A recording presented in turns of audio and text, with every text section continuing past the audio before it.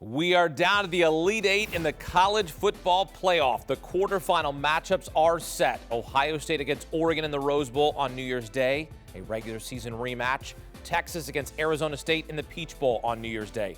Notre Dame against Georgia in the Sugar Bowl on New Year's Day. And Penn State against Boise State on New Year's Eve in the Fiesta Bowl. CBS Sports HQ, built by the Home Depot, how doers get more done. Time now for bracket breakdown. Back here with two-time Super Bowl champ Bryant McFadden. And we will start with Texas and Arizona State, New Year's Day in the Peach Bowl. Texas back where they were at the SEC Championship, lost to Georgia. What happens this time around? Well, I think a different outcome for the Longhorns. You talked about what happened in the SEC Championship game, a loss. I believe they will win this ball game, and here's why. They're the more talented team. Let's keep it real from top to bottom. They're the more talented team in this matchup. No question, Arizona State has really surprised, been one of the bigger surprises in college football to date.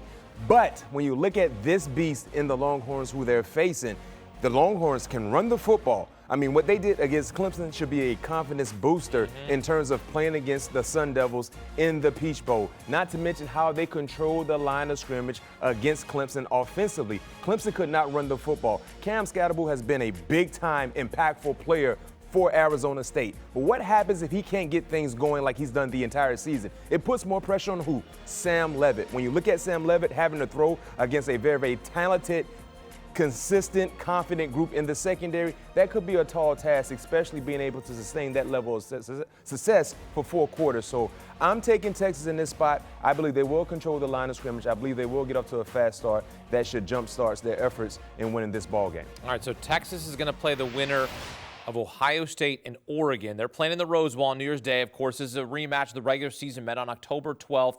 Ohio State lost by 1. Some late game clock management. We had a rule change because Dan Lanning set an extra man on the field, ran the clock down, all kind of craziness in that game. And as you always say, it's tough to beat a team twice. Yes. Does Oregon beat a team twice, or do Ohio State Buckeyes get revenge? Well, looking at what the odd makers are telling us, they're saying the Ohio State Buckeyes, they're the better team. That's why they're a 1.5-point favorite as we see today. Things can change between now and kickoff, but right now they're a 1.5-point favorite over the Oregon Ducks. But me personally, I have the Oregon Ducks winning the Rose Bowl. And here's why. When you look at the quarterback play, I'm taking Dylan Gabriel, right? When you look at the head coaching matchup, I'm taking Dan Lanning. Get this, Dan Lanning, most wins, 35 in the first 3 seasons as an Oregon head coach all time.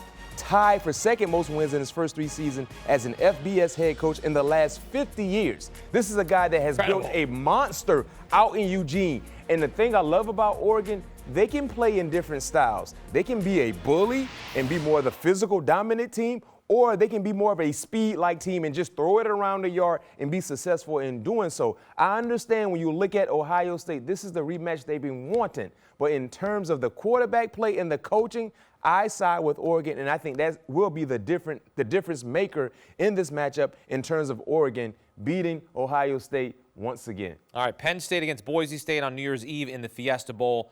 You got to deal with the Heisman runner-up, Ashton Jeanty. Who you got here? And you might have to deal with, you will be dealing with a guy who's a bit angry because he didn't win the Heisman, and Ashton Jeanty. But I'm taking Penn State. You saw how dominant Penn State was against SMU? Yep. I mean, that defense, listen. 2 pick sixes. 2 pick sixes. I'm not expecting to see that, but I can tell you I will expect to see a defense that will swarm around the football and make things extremely difficult for Ashton Jeanty. Not to mention, Drew Aller is playing with a lot of confidence. James Franklin has put together a really, really great coaching job in terms of getting his guys to be battle-tested, ready to go, well-prepared, and most importantly, executing. That's what we're seeing right now from Penn State. I like Penn State in this matchup to be able to advance, beating Boise. Another close line in terms of the wagering line. Notre Dame against Georgia in the Sugar Bowl on New Year's Day. Who you got? This is where things get a bit dicey. Give me the Fighting Irish, and here's why.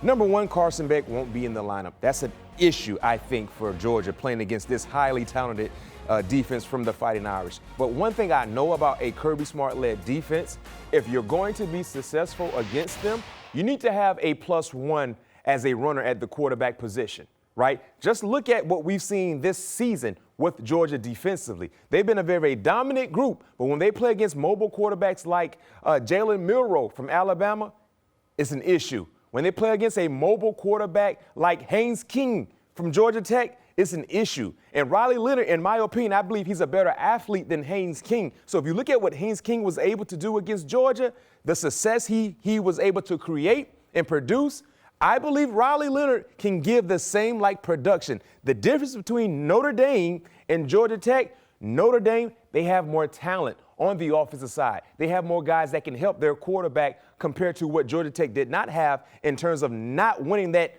overtime thriller against UGA. Mark my words, if you can have a quarterback that can move and make things happen with his legs, there lies the opportunity to be successful against Georgia. I believe that will surface in this matchup.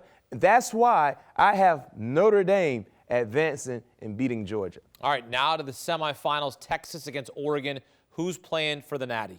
Quack, quack. This is Oregon's year. I mean, this is a talented team. No surprise that they're the only undefeated team in the playoffs. They've been flawless thus far. I believe they will be flawless once again. Dan Lannon, I mean, when you talk about coaching, outside of Kirby Smart, name me another coach you'd rather have than Dan Lannon. Name me another quarterback you'd rather have than Dylan Gabriel. I think those are very, very important factors in Oregon being able to advance against a team like Texas. Give me the Ducks. All right, in the other semifinal, Notre Dame against Penn State. Do we have an all Big Ten national championship? Yes, we do. Okay. When you look at Penn State. We are? Penn State. Hey, when you look at Penn State, I know James Franklin, in years past, he's been overly criticized not being able to beat who?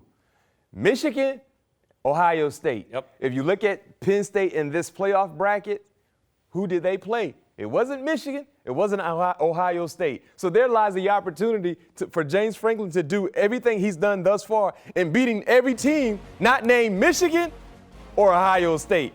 I have them advancing. All Big Ten national championship game. And I'll do you one better. This is the same game we saw in the Big rematch. Ten championship game in Indy.